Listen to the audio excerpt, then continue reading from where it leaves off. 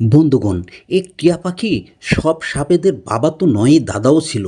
যখনই কোনো সাপ তার এলাকায় প্রবেশ করত, সঙ্গে সঙ্গে তাদের মেরে সেখানেই মাটি চাপা দিয়ে দিত। একদিন টিয়া পাখি আরামে সিগারেট খাচ্ছিল, তখনই সেই এলাকায় এক সাপ তার বাচ্চাদের নিয়ে প্রবেশ করলো। টিয়া সঙ্গে সঙ্গে দৌড়ে গেল এবং সেই সাপটিকে মারতে শুরু করলো। তখন সাপের বাচ্চারা কাঁদতে লাগলো, তবুও টিয়া সাপটিকে মেরে ফেললো এবং একটি গর্তে নিয়ে গিয়ে দাফন করে দিল এবং বাচ্চাদের বলল, আমি তোমাদের ক্ষমা করে দিলাম, তোমাদের মারবো না, তোমরা আমার সাথে চলো। তার বাসায় নিয়ে গেল।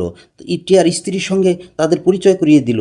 টিয়ার স্ত্রী তাদের অনেক আপ্যায়ন করে খাওয়ালো। একদিন টিয়া কাজে বাইরে গেল, তখন সাপের বাচ্চারা কেঁদে কেঁদে টিয়ার স্ত্রীকে সব ঘটনা খুলে বলল। বন্ধুরা, টিয়ার স্ত্রী বিশ্বাস করতেই পারছিল না। সে তাড়াতাড়ি গিয়ে মাটি খুঁড়তে শুরু করলো এবং মাটির নিচ থেকে সাপের দেহ পাওয়া গেল।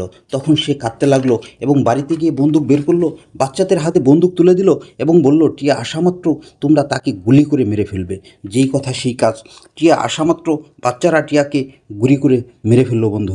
বন্ধুরা, টিয়া মারা গেল সঙ্গে সঙ্গে। ভিডিওটি যদি ভালো লাগে সকলে সাবস্ক্রাইব করে দিবেন, ফলো করবেন। ধন্যবাদ।